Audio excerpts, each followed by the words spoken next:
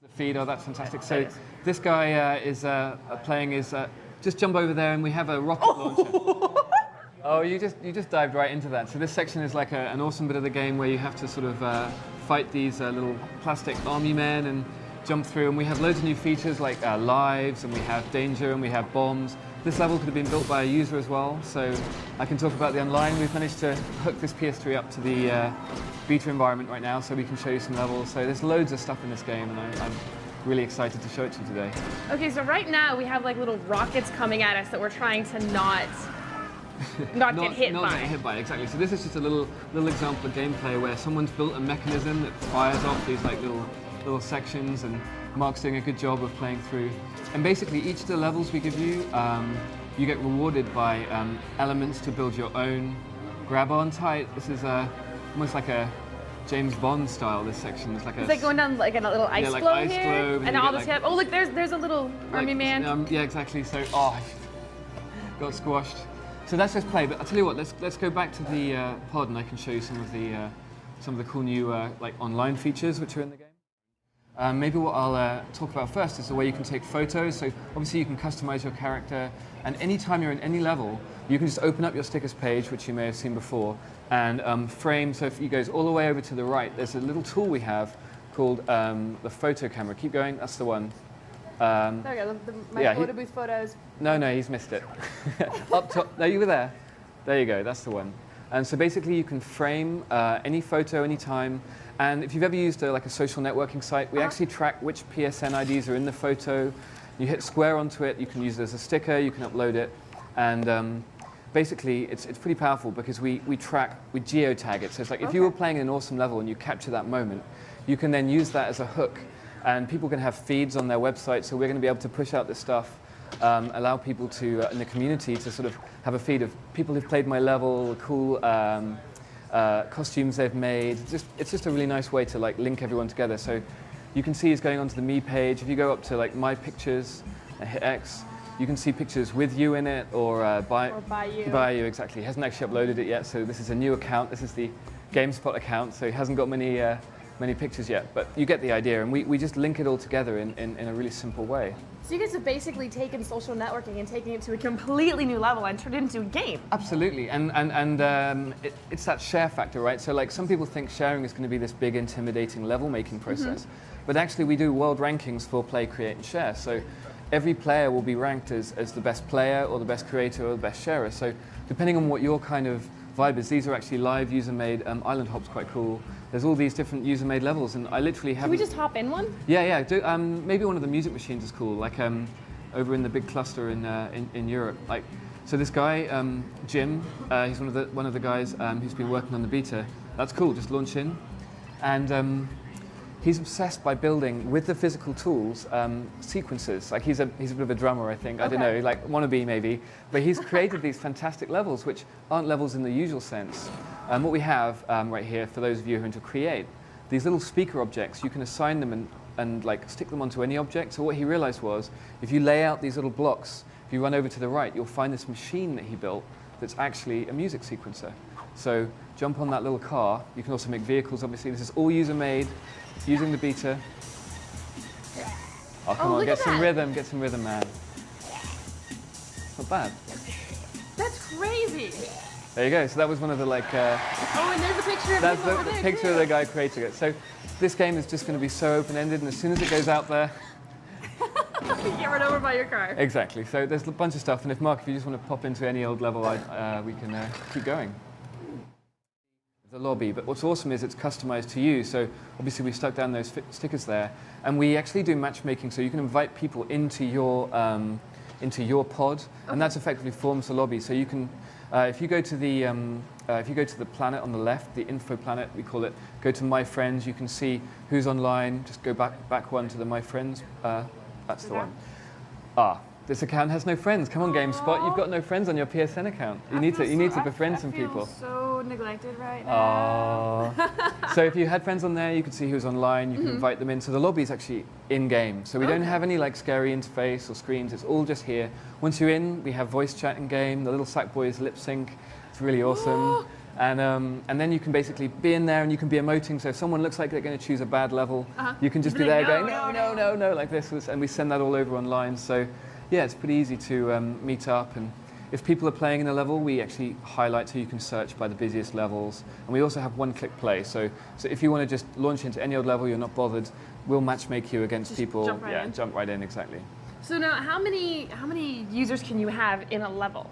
Right, so at the moment we're limiting it to 4 people, and we actually originally had larger levels, but what we found was it was chaos. So at the moment we're limiting it to 4, and I think that works pretty well.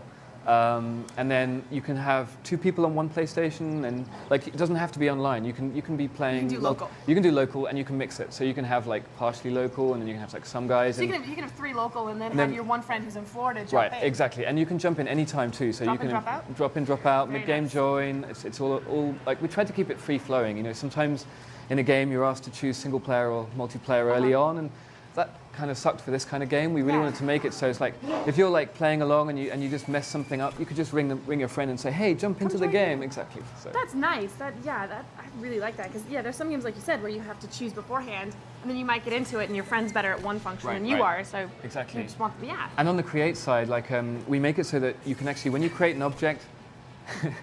Actually, when Mark was playing this earlier, he's like, "This level looks easy," and now he's learning different. I have to say that like some of the levels that have been made by the like beta trialers are brutal. Like this isn't electrified grass for crying out I know loud. this is not easy. So obviously, like we try to cater to the hardcore. But the cool thing about this is that if you guys really want to make an absolutely hard game, you can do that. And obviously, we have a trophy system, scoring system. So there's all kinds of different ways to. If you like motivate people to come to your level, and one of the simplest is putting a scoreboard in, right? So we'll track high score tables globally for your levels for you. Oh, he's on fire! Yeah. Oh no! No! Too bad. Hey Brian, I'm sure you have some questions, as do the viewers. Yeah, people have a lot. This is a sort of a platform with a certain amount of memory, but it's pretty high. And actually, Mark, if you want to just jump into an empty level while I'm answering these questions, that would be cool. And what you see in the create mode is a little thermometer.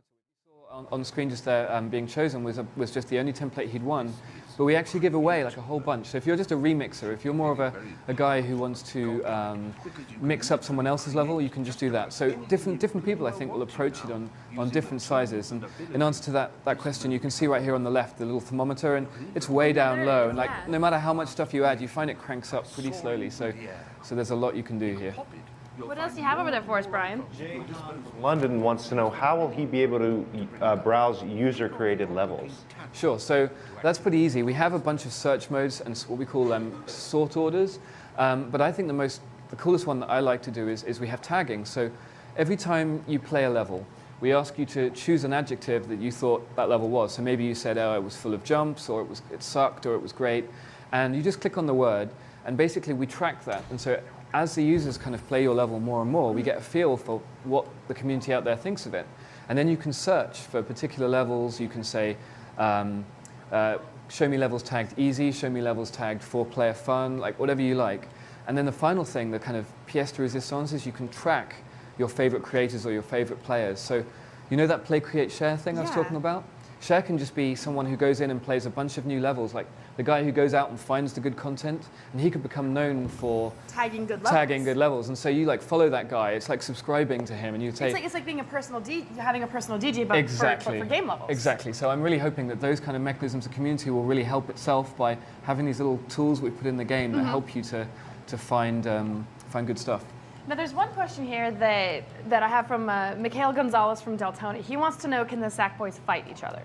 Yeah, well, we have. So you may have seen there's like a little what we call slapping in the game. So you can emote and use the 6-axis control to move your head and your hands. And so the first way they can fight is they can slap each other. But actually, one of the coolest things you can do is build vehicles. There's like an obsession in our office with building vehicles and tanks and stuff. So you saw those right at the top of the segment. You saw the explosive. Kind of rocket launcher. Yeah. So imagine building a vehicle with one of those on, attached to like a lever, and then you can just blow each other away. So, the sky's the limit. Now, on that vein, is there a death penalty? Do you only have a certain amount of lives? Sure. So we give you rewards for completing a level without, we call it acing the level. So if you ace a level, you do it without dying. But absolutely, there's a bunch of different danger modes. You can get squashed, you can get blown up.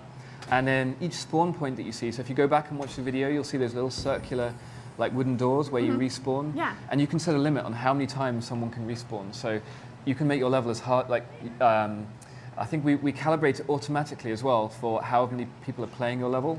And so each time you respawn, it kind of clunks down a little bit. And if you go too many times, then you have to replay it. So, Nice. yeah. Brian, what else do you have for us? A lot of people are asking, including Chase Brackner from Oxford, Alabama, asking about trophies. You mentioned it, Alex, but can you tell us some details about how trophies will be handled in Little Big Planet? I can't go into all of the details right now, but we have loads. I think I'm doing really badly on my account. I'm on like 18% complete. But again, we've divided them up into like the play, the create, and the share. So we're going to try and reward people both for playing the level. It's pretty wild because, okay, so we ship with costume pieces, in fact, hundreds of them, and the number of like combinations is huge. But what's even cooler is you can actually stick stickers on and decorations, which are like little physical things, onto your character completely freely. So, for example, if you have a PlayStation Eye camera, you could take a photo of yourself or of some item and actually stick that on a T-shirt or something. So you can actually wear like a picture of yourself. Absolutely, so that really opens it up. So here he's got this little cardboard mask thing, and I don't think this PlayStation has an eye. So you just stick down He's one just of the. looking around with this thing on his face, like, "Hey, what's going on, guys?" So you can imagine just sticking a sticker of your face on there, which you've imported with the PlayStation Eye. So yeah, you can go pretty far with it. Hey Brian, what other questions do you have over there for us? A lot of people are asking about the soundtrack in the game and if you can use custom tunes in the game. Sure. So we have a pretty flexible system. We have what's called music objects. So everything in the game is done through objects that you physically place into the level. And the music that we ship with the game, we have a bunch of licensed track music, but we also have what we call interactive music, which is really cool because when you place it in the level, you can remix the tune that's playing there. So you can set up the mix, and it means that when you get to a particular like dangerous point in your level, you could bring the drums up, and then you could like change the suspense mood or something like that. So we have like a bunch of ways that even if you're not musical, you can change up the sound of your level. And right now we're not announcing any custom soundtracks, but I think when you see the tools that you can do to change what's already there, you'll be pretty happy. Okay. I think we've got time for about one more question. You have anything over there, Brian? Yeah, a lot of people are asking about how this game will relate to Sony's Home project that they're developing right now. Sure. I mean, so I'm pretty sure we're going to have a bunch of home integration features, particularly because the home team's down the road from us in the UK. Oh, yeah? So yeah, they're kind of local to us, and you know, I think the thing about this is it's all about the community, isn't it? Like Little Big Planet and Home are all going to be about pulling together people on the PlayStation, all join in a game simultaneously, and so you know, like we really find that when we're playing Little Big Planet, if you play with friends and you play multiple player, that just adds a whole bunch to the sort of excitement of it. So you know, that's a great way to group up.